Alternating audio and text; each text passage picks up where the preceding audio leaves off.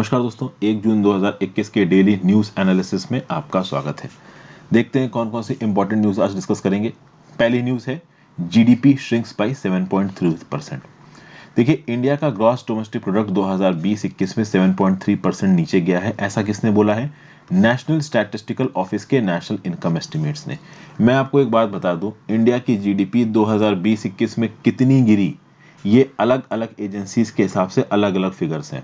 IMF के हिसाब से अलग है, वर्ल्ड बैंक के हिसाब से अलग है, ऑब्वियस ही बात है, रिजर्व बैंक ऑफ इंडिया और नेशनल स्टैटिस्टिकल ऑफिस के हिसाब से अलग है। लेकिन जो ऑफिशियल फिगर्स हैं वो यही है, नेशनल स्टैटिस्टिकल ऑफिस, क्योंकि ये गवर्नमेंट एजेंसी, मतलब आरबीआई वगैरह जो फिगर्स रिलीज करते थे वो प्रोविजनल फिगर्स रिलीज करते थे जब हमारा फाइनेंशियल ईयर खत्म नहीं हुआ था 2020-21 का, बट अब हो चुका है। तो अब जो भी फिगर्स आएंगे वो नेशनल स्टैटिस्टिकल ऑफिस की तरफ से आएंगे and these are the correct figures. लेकिन मैं अभी भी बता दूं आपको कि ये भी प्रोविजनल है। देखिए क्या बोला गया, as per provisional national income estimates. Provisional national income estimates का मतलब क्या हो गया कि अभी भी आगे ये बदल सकता है। इससे पहले जो प्रिडिक्शन दिया था नेशनल स्टैटिस्टिकल ऑफिस ने, वहां पे इसने बताया था कि 8% इकोनॉमी इंडिया की घटी है 2020-21 में। अब बता रहे हैं 7.3% घटी है। ठीक है, जीडीपी ग्रोथ 2020-21 से पहले 2019-20 में हुई थी 4%। ठीक है ना, ये 2020-21 में 8% नीचे गई, ये पहले बोला एनएसओ ने। अब लेटेस्ट एस्टिमेट के हिसाब से बोल रहे हैं कि 7.3% नीचे गई है। आगे हो सकता है जब फाइनल एस्टिमेट आएगा तो हो सकता है कि थोड़ी और नीचे जाए। बहुत सारे फैक्टर्स पे डिपेंड करता है जीडीपी का कैलकुलेशन, इसलिए एक पर्टिकुलर आप फिगर कंफर्म होकर नहीं बता सकते। तो ये तो जीडीपी की बात हो गई। ग्रॉस वैल्यू एडेड की बात की जाए तो gross value added in the economy shrank 6.2% in 2021 as compare to 4.1% rise in previous year. तो 2019-20 में जीडीपी ग्रोथ थी 4%, बट जीवीए की ग्रोथ थी 4.1%। और अगर आप इकोनॉमी की डिक्रीज देखोगे जीडीपी का तो 7.3% डिक्रीज है, लेकिन जीवीए डिक्रीज हुआ है 6.2% 2020-21 के हिसाब से। अब आपका ऑब्वियसली एक सवाल होगा कि भाई जीवीए और जीडीपी में क्या फर्क है, what's the difference between gross domestic product and gross value added. तो देखिए, जीडीपी जो फिगर होता है वो काफी बार कंज्यूमर या फिर डिमांड के पर्सपेक्टिव से डिवाइस किया जाता है। हालांकि सप्लाई के पर्सपेक्टिव से भी कहीं ना कहीं जीडीपी डिवाइस की जाती है, बट बेसिकली जीवीए को डिमांड और कंज्यूमर की साइड से देखा जाता है, और जीडीपी को डिमांड और कंज्यूमर साइड से देखा जाता है, और ग्रॉस वैल्यू एडेड को प्रोड्यूसर्स की साइड से या सप्लाई साइड से देखा जाता है। इस रिस्पेक्ट में मैं आपको बोलूंगा कि जीवी और जीडीपी के डिफरेंस को बहुत डिटेल में समझना चाहते हैं तो Indian economy by Ramesh Singh का ये जो 8वां पार्ट है, जहां पे gross domestic product versus gross value added के बारे में मैंने बताया है, इस पर्टिकुलर पार्ट को देख लीजिए जाके। यहाँ पे आपको बहुत से कंसेप्ट जीडीपी और जीवीए के रिस्पेक्ट में समझ में आ जाएंगे। ओके, चूंकि ये ट्रिकी कॉन्सेप्ट्स हैं, यहाँ 2 मिनट में बताने मुश्किल है। जीवीए की बात करते हैं तो देखिए, कुछ ऐसे सेक्टर्स भी हैं 2020-21 में जहां पे निगेटिव जीवीए ग्रोथ नहीं है, मतलब सच में वहां पे ग्रॉस वैल्यू एडेड हुआ है। तो एग्रीकल्चर, फॉरेस्ट्री और फिशिंग सेक्टर 3.6% से बढ़ा है GVA. Electricity, gas, water supply and other utility services ये 1.9% से बढ़ी है। फिर आगे बात की जाए, वैसे तो देखा जाए तो हमारी जो इकोनॉमी की परफॉर्मेंस है वो डिप्रेसिंग है 2020-21 में, और वो होनी ही थी। रीजन क्या है? रीजन ये है कि भाई पैंडेमिक इन्फोर्स्ड लॉकडाउन लग गया था। तो 25 मार्च के लगभग 2020 में लॉकडाउन लग गया था, तो अप्रैल, मई, जून, जुलाई, अगस्त, सितंबर ये ऑलमोस्ट बंद ही रहा था पूरा। उसके बाद भी आप देखोगे कि जो चौथा क्वार्टर है, चौथा क्वार्टर कब होगा 2020-21 का? तो जनवरी 2021 से लेके मार्च 2021 तक, जनवरी, फरवरी, मार्च 2021 तक, ये 3 महीने हैं चौथे क्वार्टर। इस चौथे क्वार्टर में जीडीपी 1.6% से बढ़ी है। अब आप बोलोगे यार, क्वार्टर में जीडीपी 6% कैसे, 1.6% कैसे? तो हर क्वार्टर का जो ग्रोथ होता है जीडीपी का, वो पिछले फाइनेंशियल ईयर के क्वार्टर से कंपेयर किया जाता है। तो 2020-21 का चौथा क्वार्टर क्या होगा? जनवरी 2021 से मार्च 2021। उसी प्रकार से 2019-20 का चौथा क्वार्टर क्या होगा? जनवरी 2020 से मार्च 2020। तो ये जब जीडीपी ग्रोथ के हम लोग कंपैरिजंस करते हैं तो वो पिछले फाइनेंशियल ईयर के टाइम पीरियड से करते हैं, इस बात को याद रखिएगा। ठीक है, तो हम ये देखेंगे कि जो पहले 2 क्वार्टर्स थे आपके फाइनेंशियल ईयर 2020-21 के, उसमें हमको एक नेगेटिव ग्रोथ देखने को मिली, जिसमें हम बोलेंगे टेक्निकल रिसेशन। क्योंकि इकोनॉमिक्स की परिभाषा में अगर आप 2 क्वार्टर्स लगातार आपकी जीडीपी गिरती है तो आप को बोला जाएगा कि you have officially entered into recession. लेकिन उसके बाद हम रिसेशन में नहीं गए, क्योंकि तीसरे क्वार्टर में कहीं ना कहीं जीडीपी में इंक्रीज देखने को मिला। जो सितंबर 2020 से दिसंबर 2020 वाला क्वार्टर था, फाइनेंशियल ईयर 2020-21 का, उसमें 0.5% की ग्रोथ देखने को मिली है। तो तीसरे क्वार्टर में हमको डिक्लाइन देखने को नहीं मिला। पहला जो क्वार्टर था अप्रैल 2020 से लेकर जून 2020 तक, उसमें 24.4% का कॉन्ट्रैक्शन था। दूसरे क्वार्टर में यानी कि जुलाई अगस्त सितंबर 2020 में 7.4% का आप कह सकते हो कि डिक्रीज था। फिर अक्टूबर नवंबर दिसंबर में 0.5% की इंक्रीज थी, और जनवरी फरवरी मार्च में आपका ये लगभग 1.6% का इंक्रीज था। यहाँ सितंबर से दिसंबर कंफ्यूज मत होइएगा, पहला क्वार्टर है अप्रैल मई जून, दूसरा जुलाई अगस्त सितंबर, तीसरा अक्टूबर नवंबर दिसंबर, चौथा जनवरी फरवरी मार्च। ठीक है, तो क्वार्टर से याद रखिएगा। फिर बात की जाए तो 2020-21 में अगर जीवीए की बात करें, trade, hotel, transport, communication, broadcasting services की, तो ये सब गिरे हैं। ये टोटल फील्ड कितने से गिरा है? 18.2% से। कंस्ट्रक्शन कितने से गिरा है? -8.6% से। माइनिंग और क्वेरिंग कितने से गिरी है? -8.5% से। मैन्युफैक्चरिंग कितने से गिरी है? -7.2% से। ठीक है, और ये जो गिरा है 2020-21 में डाटा, इसके चलते एक बेस इफेक्ट आएगा, और ऐसा बोला जा रहा है कि 2021-22 में ज्यादा ग्रोथ देखने को मिलेगी, क्योंकि ऑब्वियस ही बात है 2021-22 की ग्रोथ 2020-21 से कंपेयर की जाती है, और 2020-21 में अगर ग्रोथ कम हुई है तो ऑब्वियस ही बात है 2021-22 की ग्रोथ परसेंटेज टर्म्स में ज्यादा नजर आएगी। फॉर एग्जांपल, मान लीजिए 2019-20 में जीडीपी थी 100, 8% गिरने के बाद 2020-21 में जीडीपी हो गई 92, और अब 2021-22 में हो गई 100। तो आपको 92 से 100 कितना, 8/92 इंटू 100 का परसेंटेज इंक्रीज दिखेगा, मतलब थोड़ा ज्यादा परसेंटेज इंक्रीज दिखेगा। बेस इफेक्ट लग गया। बेस इफेक्ट मतलब कि 92 के कंपैरिजन में आप कंपैरिजन कर रहे हो और ये 92 अमाउंट गिर चुका है with respect to previous year, तो ऑब्वियस ही बात है बेस इफेक्ट के चलते यहाँ पे आपको जो परसेंटेज इंक्रीज नजर आएगा 2021-22 का, वो ज्यादा नजर आएगा।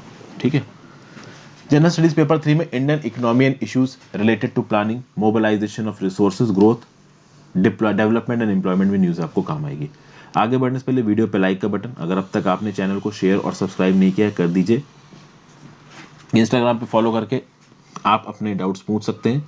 अगर आपके डाउट्स पोर्टेंट इनफ लगे तो मैं जल्दी ही उसके ऊपर सॉल्यूशंस आपके लिए बना के लेके आऊँगा।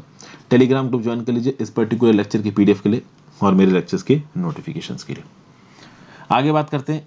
It's time to define limits of sedition से सुप्रीम कोर्ट। भाई सुप्रीम कोर्ट ने अभी एक रिसेंट मतलब स्टेटमेंट दी है कि भाई अब हमको सेडिशन के लिमिट्स को डिफाइन करना पड़ेगा। आप समझिए, सुप्रीम कोर्ट ये स्टेटमेंट किसके अगेंस्ट दे रहा है? वाईएस जगन मोहन रेड्डी की जो सरकार है आंध्र प्रदेश में, उसके अगेंस्ट दे रहा है। एक्चुअली में वाईएस जगन मोहन रेड्डी जी की जो सरकार है आंध्र प्रदेश की, वो 2 तेलुगु टीवी चैनल के पीछे पड़ गई है। इनका यह बोलना है कि ये जो 2 तेलुगु टीवी चैनल है ये कोविड-19 के रिस्पेक्ट में गलत जानकारी दे रहे हैं। देखिए आज की डेट में क्या हो गया ना कि ये जो टीवी चैनल्स होते हैं ये ग्राउंड लेवल पे जाके दिखाते हैं कि कोविड-19 के हालात क्या हैं। अभी वो कोविड-19 के हालात अगर गंदे चल रहे हैं तो ऑब्वियस सी बात है वहां पे सरकार की बदनामी होती है, और सरकार की बदनामी ऑब्वियसली सरकार को पसंद नहीं आएगी। तो कोविड-19 की रिपोर्टिंग को लेके यहाँ पे जगन मोहन रेड्डी जी की सरकार ने सेडिशन का मैटर खोल दिया इन टीवी चैनल्स के ऊपर। जगन मोहन रेड्डी जी का ये बोलना है, टीवी5 नाम का ये जो चैनल है इसने बोला है कि जो सेडिशन एफआईआर हमारे अगेंस्ट फाइल की गई है ये एक अनफॉर्चुनेट असॉल्ट है। स्टेट ने क्या बोला है कि इनको हमने सेडिशन से इसलिए चार्ज किया है क्योंकि ये पैंडेमिक की कवरेज है, आप कह सकते हो कि बायस्ड मैनर में कह रहे थे। कुल मिला के यहाँ पे आंध्र प्रदेश की सरकार 2 टीवी चैनल के पीछे पड़ गई है कोविड-19 की रिपोर्टिंग को लेके। ऑब्वियस ही बात है अगर कोविड-19 से हो रही गलत चीजें स्टेट के लोगों के सामने पहुंचेंगी तो जो उस समय की सरकार है उसकी इज्जत गिरेगी। तो हो सकता है कि इसलिए टीवीएफ5 और ये जो टीवी5 और एबीएन के ऊपर यहाँ पे कहीं ना कहीं इल्जाम लगा रही हो आंध्र प्रदेश की सरकार। अभी आंध्र प्रदेश की सरकार ने जब ये सेडिशन एफआईआर फाइल की, यहाँ पे इसके प्रोटेक्शन में आया सुप्रीम कोर्ट ने, और एक 3 जज की बेंच बनी है जिसको हेड कर रहे हैं जस्टिस डीवाई चंद्रचूड़। इन्होंने बोला है कि भाई ये जो इनडिस्क्रिमिनेट यूज हो रहा है आज की डेट में सेडिशन लॉ का, क्रिटिक्स को लेके, जर्नलिस्ट को लेके, सोशल मीडिया यूजर्स को लेके, एक्टिविस्ट सिटीजन्स को लेके, ये सही नहीं है। कोविड-19 के मैनेजमेंट को लेके ये आपने यूपी वाला इशू भी सुना ही होगा, जहाँ पे एक पर्टिकुलर लेडी ने अपने फैमिली मेंबर के लिए ऑक्सीजन कंसंट्रेटर की डिमांड कर दी, तो वहाँ पे कुछ लोग उसको ऑनलाइन धमकाने लगे कि आप सरकार को क्यों बदनाम कर रहे हो। तो यहाँ पे सुप्रीम कोर्ट ने बोला है कि अब सेडिशन के लिमिट्स को तय करना पड़ेगा। ठीक है, अब ये एक बहुत पॉलिटिकल एंगल भी लेने वाला है, मैं आपको बताता हूँ क्यों। जगन मोहन रेड्डी जी पहले ही एनवी रमन्ना, जो कि चीफ जस्टिस ऑफ इंडिया हैं, सुप्रीम कोर्ट के चीफ जस्टिस हैं, उनके ऊपर ये इल्जाम लगा चुके हैं कि ये इनकी अपोजिशन सरकार को सपोर्ट करते हैं। और यहाँ पे भले ही इस 3 जज बेंच में जस्टिस एनवी रमन्ना ना हो, लेकिन मोस्ट प्रोबेबली जगन मोहन रेड्डी फिर से ये स्टेटमेंट देंगे कि सुप्रीम कोर्ट हमारे पीछे इसलिए पड़ा है क्योंकि एनवी रमन्ना हमारे पीछे पढ़ा रहे हैं।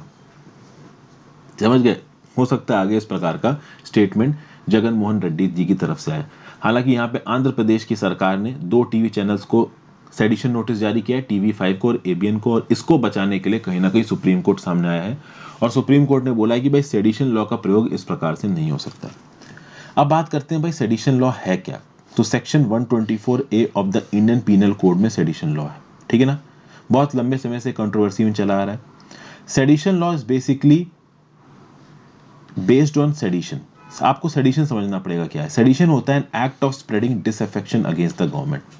होता क्या है कि जब हम अंग्रेजों के गुलाम थे तो उस समय पे जो हमारे फ्रीडम फाइटर्स थे वो कहीं ना कहीं अंग्रेजों को क्रिटिसाइज करते थे। उस क्रिटिसाइज करने के चक्कर में अंग्रेज सेडिशन ले आए। उन्होंने बोला कि whoever by words either spoken or written or by signs or by visible representation or otherwise brings or attempts to bring into hatred or contempt or excites or attempts to excite disaffection towards government established by law in India shall be punished with imprisonment which may extend to 3 years, to which a fine may be added or with fine। मतलब कि अगर आप किसी भी प्रकार का भड़काऊ भाषण देते हो, एक्साइट करने की कोशिश करते हो लोगों को, किसके अगेंस्ट? सरकार के अगेंस्ट, तो उस केस में आपके ऊपर सेडिशन लगाया जा सकता है। और एक बात आपको यहाँ पे समझनी पड़ेगी, अगर आप सरकार को क्रिटिसाइज कर रहे हो इसका मतलब ये नहीं है कि आप देश के अगेंस्ट हो। ठीक है ना, इसका मतलब ये नहीं है कि आप एंटी नेशनल हो। सेडिशन लॉ में ये समझना बहुत जरूरी है, यही बात सुप्रीम कोर्ट भी बोलेगी कि if you are criticising the government that doesn't means that you are anti national. क्योंकि क्रिटिसाइज करके कहीं ना कहीं आप अच्छी चीजों को सामने लेके आओगे। जब आप किसी एक पर्टिकुलर चीज के ऊपर प्रेशर डालोगे, सरकार के ऊपर प्रेशर आएगा, तो हो सकता है वो गलत चीज सरकार हटा दे। ठीक है ना, तो सेडिशन आपको जेल में तब डालेगा जब आप सरकार के अगेंस्ट कुछ बोलोगे। लेकिन प्रॉब्लम ये है कि जब आप सरकार के अगेंस्ट कुछ बोल रहे हो इसका मतलब ये नहीं कि आप देश के अगेंस्ट कुछ बोल रहे हो। ये बात यहाँ पे समझनी जरूरी है। कहीं ना कहीं जो सरकारें हैं उन्होंने अपने खिलाफ स्टेटमेंट्स को इस प्रकार से दर्शाया लोगों के सामने कि ये देश के खिलाफ स्टेटमेंट है, और उठा के लोगों को जेल में बंद कर दिया है, जबकि ऐसा नहीं होना चाहिए। जनरल स्टडीज पेपर 2 में structure organisation functioning of the judiciary में ये न्यूज़ काम आएगी। नेक्स्ट बात करते हैं, scientist develop efficient artificial synaptic network. देखिए ये बहुत हाईली टेक्निकल न्यूज़ है, इसमें बहुत ज़्यादा नहीं घुसेंगे। हुआ ये है कि scientist from Jawaharlal Nehru for advanced scientific research Bengaluru, ये एक बेसिकली ऑटोनॉमस इंस्टीट्यूट है department of science and technology government of India के अंदर। इन्होंने एक आर्टिफिशियल सिनेप्टिक नेटवर्क बनाया है जो कि बायोलॉजिकल न्यूरल नेटवर्क की तरह है। ये जो बायोलॉजिकल न्यूरल नेटवर्क जो कि हमारे ब्रेन के अंदर काम करता है, जितने भी हमारे ब्रेन के कॉग्निटिव फंक्शंस हैं। अब आप बोलोगे कॉग्निटिव एक्शंस क्या होता है? कॉग्निटिव एक्शंस मतलब कि किसी ट्रिकी प्रॉब्लम को सॉल्व करना, सोच के किसी चीज का सॉल्यूशन निकालना। ठीक है ना, हम लोग डेली बेसिस पे सोच के बहुत सारी ट्रिकी चीजों का सॉल्यूशन निकालते हैं। आप यूपीएससी की पढ़ाई कर रहे होगे तो यूपीएससी में कोई चीज समझ में नहीं आ रही है तो उसमें समझने में दिमाग लगा रहे हो, तो ये जो समझने का प्रोसेस है ना, इसमें आपकी ब्रेन की कॉग्निटिव एबिलिटी इस्तेमाल होती है। और इसी कॉग्निटिव एबिलिटी को एक लिमिट से जब आप डेवलप कर दोगे तो आप आर्टिफिशियल इंटेलिजेंस के हाईएस्ट लेवल पर पहुंचोगे। दुनिया भर में जो आर्टिफिशियल इंटेलिजेंस के ऊपर जो ये थीसिस चल रही है, रिसर्च चल रही है, वो कहीं ना कहीं कॉग्निटिव एबिलिटीज को डेवलप करने पे ही बेस्ड है। जिस प्रकार से एक ह्यूमन माइंड डिसीजन ले सकता है इमोशंस को, प्रैक्टिकलिटी को ध्यान में रखते हुए, क्या एक मशीन ऐसा डिसीजन ले सकती है? क्या एक रोबोट ऐसा डिसीजन ले सकता है? इसीलिए यहाँ पे साइंटिस्ट ने ह्यूमन ब्रेन के कॉग्निटिव एक्शंस को बिल्कुल एम्यूलेट करने की कोशिश की और उसके लिए उन्होंने यहाँ पे एक डिवाइस बनाया है। ठीक है, उस डिवाइस की computational speed, power consumption efficiency, उसकी कॉग्निटिव एबिलिटी को बढ़ाने के लिए ब्रेन को बिल्कुल यहाँ पे कॉपी करने की कोशिश की। उसके लिए बायोलॉजिकल न्यूरल नेटवर्क बना रखे हैं। और ये जो पूरी की पूरी आप कह सकते हैं थ्योरी है, इसको पब्लिश किया गया है जर्नल मटेरियल हॉराइजंस में। ठीक है भाई, तो ये जो सिनेप्टिक डिवाइस है, ये इसमें न्यूरोमॉर्फिक फंक्शंस हैं विद हम्बल फैब्रिकेशन मेथड। ठीक है ना, न्यूरोनल बॉडीज और एक्सोनल नेटवर्क कनेक्टिविटी जो कि बायोलॉजिकल सिस्टम में होती है, हमारे ब्रेन में होती है, उसको यहाँ पे कॉपी करना इजी, स्केलेबल और कॉस्ट इफेक्टिव मैनर में, ये सब यहाँ पे किया है इस टीम ने। इसमें सिल्वर मेटल का इस्तेमाल किया गया है, ठीक है, ब्रांच आइलैंड्स बनाने के लिए, नैनो पार्टिकल्स बनाने के लिए जिसमें नैनो गैप सेपरेशंस हो ताकि वो बायो न्यूरॉन्स और न्यूरो ट्रांसमीटर्स की तरह काम करे। तो ये बड़ा टेक्निकल सा आर्टिकल, अब आगे इसमें क्या है ज़्यादा घुसने की जरूरत नहीं, समझ में आएगा नहीं, मेरे को भी उतना नहीं समझ में आया, लेकिन हमको उतनी समझने की जरूरत भी नहीं है, because these are highly technical things. Science and tech के फील्ड में हमारा देश आगे कैसे बढ़ रहा है, वहां पे आप इस इंफॉर्मेशन को कोट कर सकते हो। तो उसके लिए आपको कितनी जरूरत है, उसके लिए आपको बस एक लाइन याद करने की जरूरत है। Scientist from Jawaharlal Nehru Center for Advanced Scientific Research, Bengaluru, an autonomous institute of Department of Science and Technology, devotes a novel approach of fabricating an artificial synaptic network resembling the biological neuron network while simple self-forming method। अगर इतना भी याद कर लेते हो बहुत enough है, एक इन्फॉर्मेशन आपकी आ जाएगी यहाँ पे, आपको बाकी थीसिस साइंस में घुसने की जरूरत ही नहीं है। अगर इस प्रकार के साइंटिफिक आर्टिकल्स में आप घुस रहे हो तो एग्जाम अप्रोच आपकी गलत है, उसको थोड़ा सुधार लीजिए। जनरल स्टडीज पेपर 3 में achievements of Indians in science and technology, indigenisation of technology and developing new technology में आपको काम आएगा। नेक्स्ट बात करते हैं justice Arun Mishra likely to be NHRC chairperson. Supreme court जज थे जस्टिस अरुण मिश्रा, 3 सितंबर 2020 को रिटायर हो गए और जैसा कि एक्सपेक्टेड था इनको बड़ा अच्छा अपॉइंटमेंट दिया गया। ये जस्टिस अरुण मिश्रा वही हैं जिनके ऊपर अक्सर कर ये इल्ज़ाम लगाया जाता था कि ये सरकार को बहुत ज़्यादा सपोर्ट करते हैं, और ये इल्ज़ाम प्रशांत भूषण ने लगाया था। और प्रशांत भूषण के अगेंस्ट जो क्रिमिनल कंटेम्प्ट की प्रोसीडिंग चली थी ना, उसको लीड अरुण मिश्रा ही कर रहे थे। अरुण मिश्रा का ये जो नाम रिकमेंड किया गया है, ये किसने रिकमेंड किया, तो हम लोग यहाँ पे देखते हैं कि भैया एनएचआरसी के मेंबर्स को, चेयरपर्सन को कैसे अपॉइंट किया जाता है। तो इसके लिए एक सिलेक्शन कमेटी बनाई जाती है जिसके प्रधानमंत्री चेयरमैन होते हैं, स्पीकर ऑफ द लोकसभा होता है, उसमें यूनियन होम मिनिस्टर होता है, डेप्यूटी चेयरमैन ऑफ राज्यसभा होता है, leaders of the opposition in both houses of parliament होते हैं। तो अगर आप यहाँ पे देखो, जस्टिस मिश्रा जी का नाम यहाँ पे रिकमेंड किया प्रधानमंत्री नरेंद्र मोदी जी ने, होम मिनिस्टर अमित शाह जी ने, deputy chairman of the Rajya Sabha Harivansh, Lok Sabha speaker Om Birla, leader of the opposition in Rajya Sabha Mallikarjun खड़गे। ठीक है ना भाई। अब यहाँ पे आप देखोगे आगे तो इस एनएचआरसी कमेटी के मेंबर्स को जब अपॉइंट करने की बात आई तो मल्लिकार्जुन खड़गे जी ने यह बोला कि भाई मेंबर्स में एक मेंबर कम से कम दलित, आदिवासी या माइनॉरिटी कम्युनिटी का होना चाहिए, ऐसा सरकार से यहाँ पे या बाकी मेंबर से बोला मल्लिकार्जुन खड़गे ने। तो बाकी मेंबर्स ने ये बोला है कि देखिए एनएचआरसी एक्ट में कहीं पे ये नहीं लिखा हुआ है कि भाई एक पर्टिकुलर मेंबर दलित, आदिवासी या माइनॉरिटी कम्युनिटी का होना चाहिए। हाँ, एक वुमेन मेंबर होनी चाहिए, ये जरूर लिखा और वो यहाँ पे अपॉइंट होगी। लेकिन मिस्टर मल्लिकार्जुन खड़गे ने बोला है कि देखिए ये जो एनएचआरसी में केसेस आते हैं वो ज्यादातर सोशली डिसएडवांटेज ग्रुप से ही रिलेट करते हैं। तो या तो कोई दलित का केस होगा, आदिवासी का केस होगा, माइनॉरिटी केस होगा। तो जब इस कम्युनिटी के मेंबर्स के केसेस यहाँ पे आ रहे हैं तो इन्हीं कम्युनिटी के मेंबर्स को अगर हम अपॉइंट कर देते हैं इस कमेटी में तो अच्छा होगा। तो खड़गे जी का भी जो यहाँ पे पॉइंट है वो कोई गलत नहीं है। सरकार आगे आने वाले समय में ऐसा करेगी नहीं करेगी कह नहीं सकते हैं, अभी तो खैर अरुण मिश्रा जी का अपॉइंटमेंट हुआ है, बाकी मेंबर्स कौन कौन है आने वाले समय में पता चलेगा। लेकिन मिस्टर मल्लिकार्जुन खड़गे ने सजेस्ट किया है कि फिर से ये पैनल मिले और कुछ ऐसे लोगों का भी नाम यहाँ पे अपॉइंट किया जाए जो कि दलित, आदिवासी या माइनॉरिटी कम्युनिटी के हो। अब देखते हैं सरकार इसके ऊपर क्या डिसीजन लेती है। बहरहाल अभी अरुण मिश्रा जी अपॉइंट किए गए हैं। ये one liner news PCS type के सवालों में आपको काम आएगा, यूपीएससी में तो मुश्किल ही है काम आए। जनरल स्टडीज पेपर 2 में statutory, regulatory and various constitutional bodies में ये काम आ सकता है। यहाँ पे काम आपको क्या आएगा, एनएचआरसी मेंबर्स और चेयरपर्सन को अपॉइंट करने के लिए जो कमेटी होती है उसमें कौन कौन होता है, यहाँ पे पर्टिकुलर न्यूज़ आपको काम आ जाएगी, याद रखिएगा।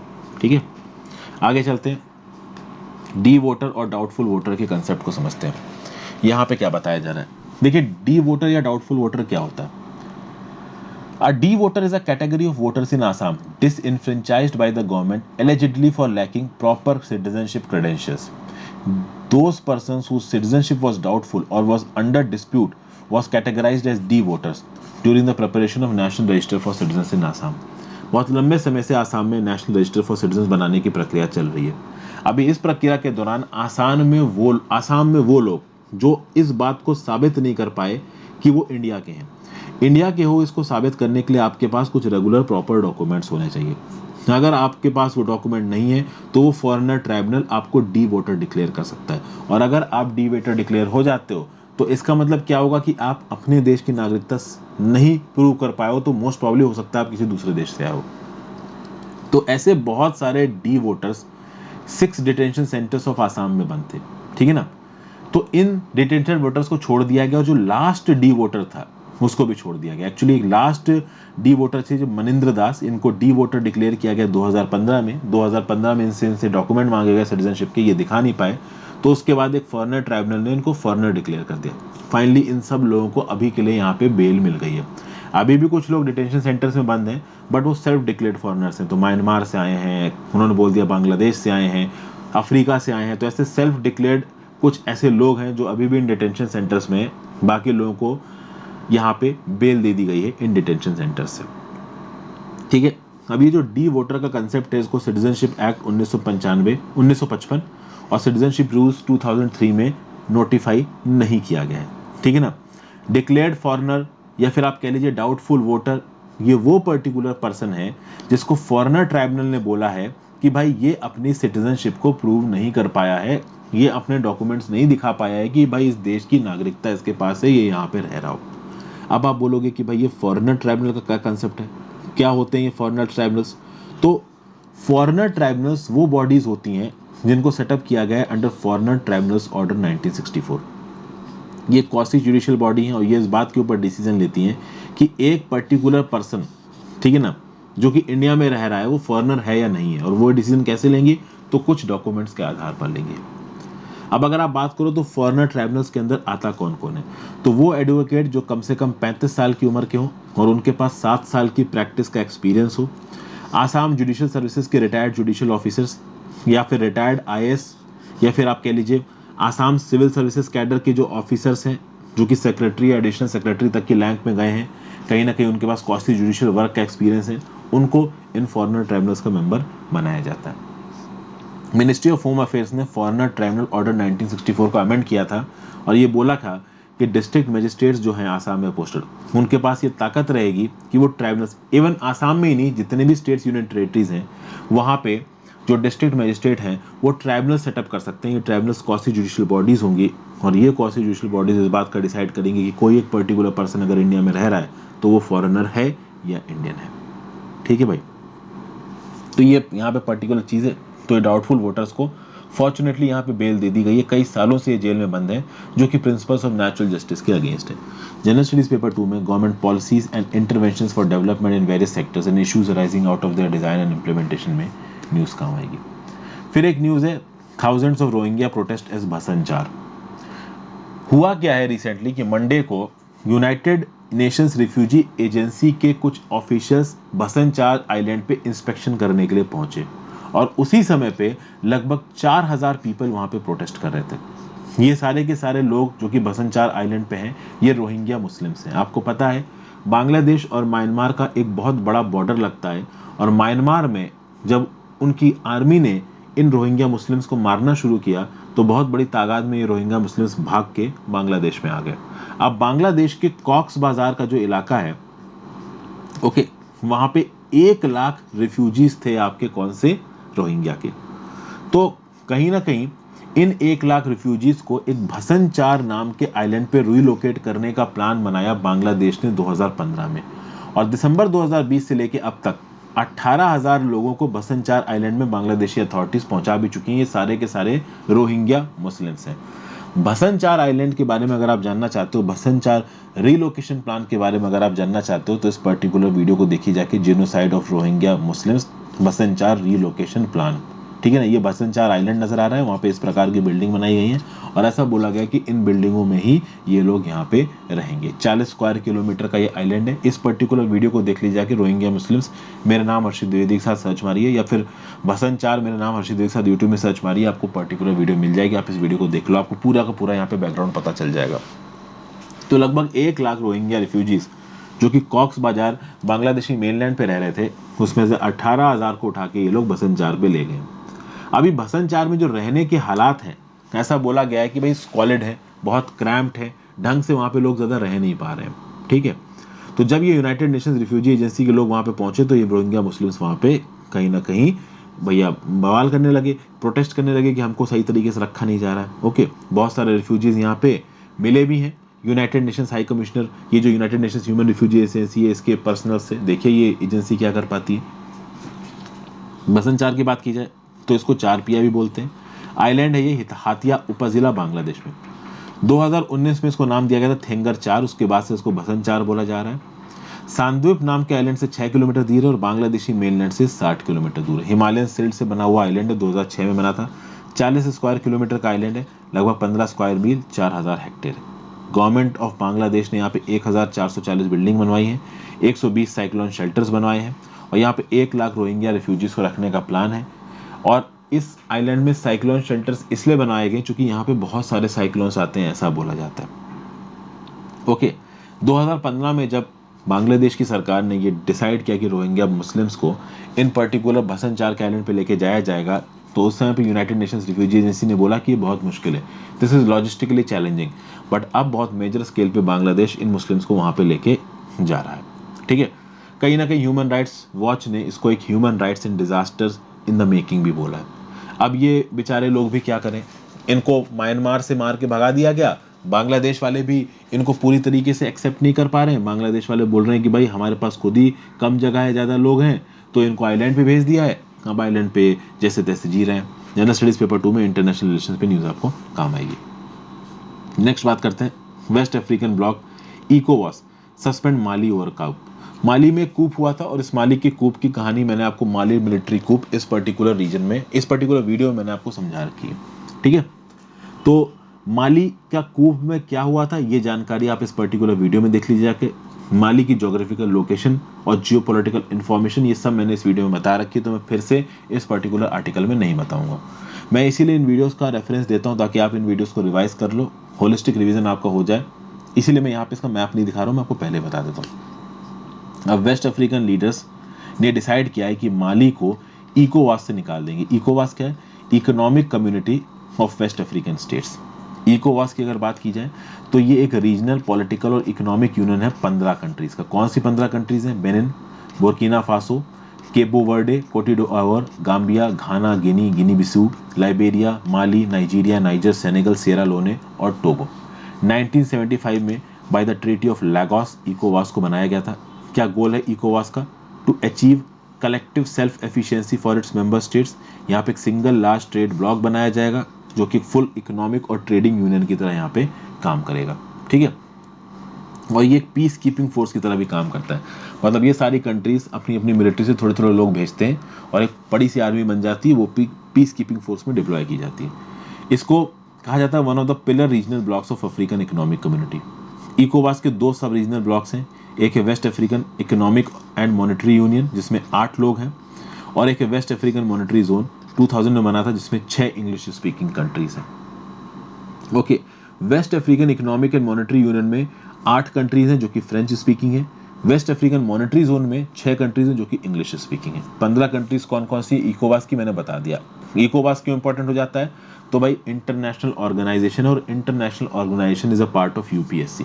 यूपीएससी सिलेबस में आता है आपका international organisations general studies paper 2 में, तो इसीलिए इकोवास के बारे में जानकारी रखिएगा, एमसीक्यू में आपसे पूछा जा सकता है। तो अभी रिसेंटली इकोवास की मीटिंग हुई, 10 रीजनल हेड्स ऑफ स्टेट्स मिले, 3 फॉरेन मिनिस्टर्स मिले, ठीक है ना। और यहाँ पे Nigerian president good luck Jonathan mediator की तरह काम कर रहे थे, और यहाँ पे इकोवास से सस्पेंड कर दिया गया है माली को। और माली का सस्पेंशन की जो लिमिट रखी, वैसे तो इमीडिएट सस्पेंड कर दिया गया, फरवरी 2022 तक चांस है माली के पास। फरवरी 2022 तक अगर माली अपनी सिविलियन गवर्नमेंट को रीइंस्टेट कर देता है तो फिर से इकोवास से माली को ले लिया जाएगा, नहीं तो माली बाहर है इकोवास के। ठीक है, ये बात यहाँ पे बताई गई है। इकोवास से बाहर ना निकाला जाए इसके लिए माली के जो नए प्रेसिडेंट है कर्नल असीमी गोएटा, ये घाना की कैपिटल अकरा पहुंचे थोड़ी बहुत बातचीत करने के लिए। गोएटा अपने यंग आर्मी ऑफिसर्स के साथ आए हैं। ओके, ये वही आर्मी है जिसने माली के इलेक्टेड प्रेसिडेंट इब्राहिम बोबूकार काटा को अगस्त में एक कूप के थ्रू बाहर उखाड़ फेंका था। इब्राहिम बोबूकार केटा ये एक इंपॉर्टेंट नाम है, याद रखिएगा। माली के नए प्रेसिडेंट कोलोनल असीमा गोएटा ये एक इंपॉर्टेंट नाम है, 1 लाइनर टाइप के क्वेश्चंस में पूछा जा सकता है। इब्राहिम बोबूकार केटा को खिलाफ इंसर्जेंसी हुई क्यों, कूप हुआ क्यों?